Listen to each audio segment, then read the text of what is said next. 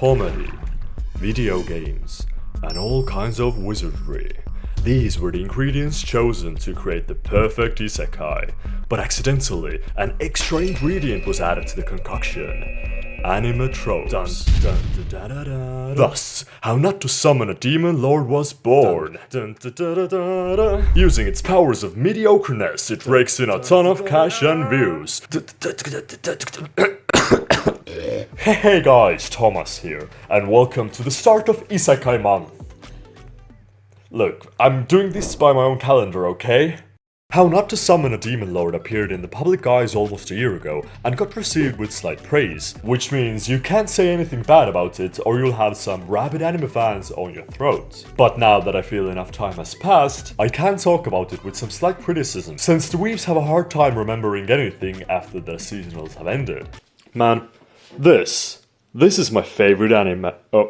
Oh shit.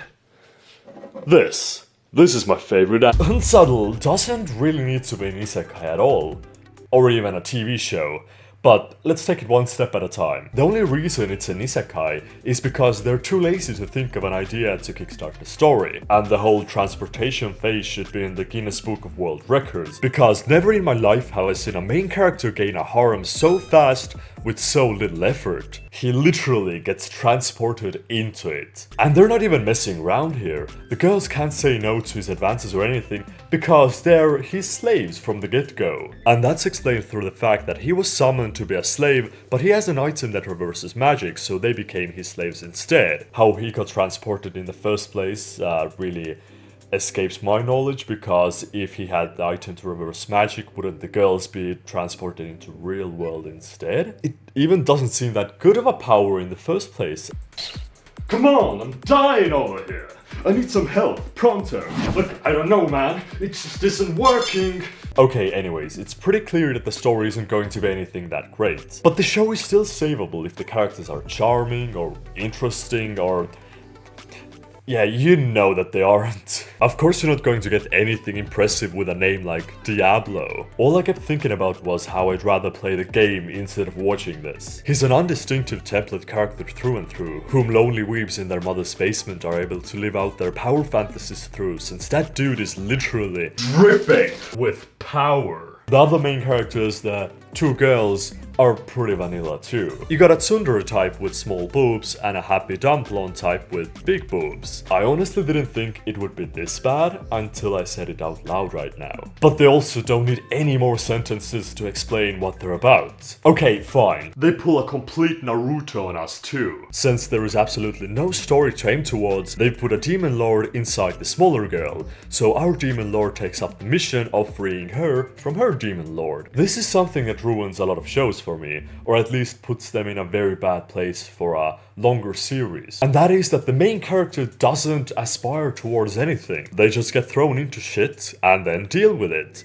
So when by the end, big shocker, he finally gets the demon lord out of her and tames her, there's no inherent reason to watch any more of the series aside from your usual sadistic tendencies. You can't have a character without any motivation. Give him something that he himself wants to do, even if it's like to dominate the world or get all the girls. Don't just give him a random problem to fix. Although maybe he's a perfect representation of today's youths, not knowing what to do in their life, finishing their school because their parents told us to, because it's socially acceptable, then going on to university, studying things that they know nothing about or care anything about, just to get a job that they don't even know if they want to.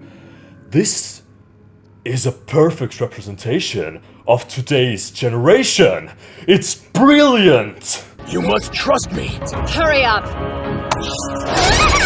Try going lower to see all of it. Okay, maybe not. The fan service is so far out of hand that YouTube would not only age restrict the show if it was a creator on the platform, but also ban them off the site. For the simplicity of the argument, I'll just say that the Demon Lord has the ability to control chakras of other characters, but to do that effectively, he needs to get as close as possible to the core of the being that he wants to control.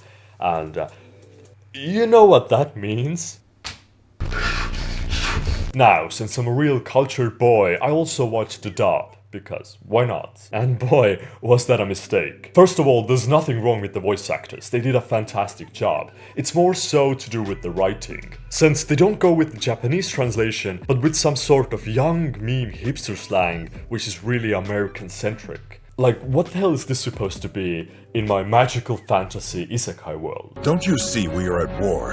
This is no time to plan an adventure. Not like I'm asking you to play D&D.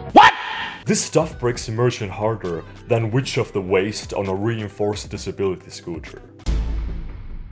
Now, the villains on the other hand are so shit and unmemorable that I completely forgot to write a section about them in my script, so I'm just gonna move past this topic. You don't get worn out like that? Don't be a dingleberry! In essence, it's everything wrong with modern isekai that they just keep shouting out. It doesn't bring anything new to the genre, but just reuses old tropes that are known to work. It only has a slight edge on mediocre isekai through its use of comedy, and making it at least semi-enjoyable for the watcher, or at least for the basic weeb. Oh, wait. It does bring something new and different from other isekai, which is slavery, giving the viewer the ultimate power trip by having girls who not only want to be around him, but also have to by the law of magic. Yeah, that's a nice legacy you're leaving behind. It's a 6 out of 10. But next week's isekai that I'll be covering is Overlord, so don't forget to subscribe and hit the notification bell not to miss that. Also, have you seen Hunsadol yourself? Do you feel like comedy really carries it? Or it doesn't make up enough for the lack of charisma? Honestly, I wouldn't even have thought about watching it if you wouldn't have recommended it on Twitter, but I'm kinda glad you did, because it's really a nice middle ground of isekai, which aren't bad, but aren't good. It's just like, it's okay. But yeah, thanks for watching, and I'll see you next week. Cut.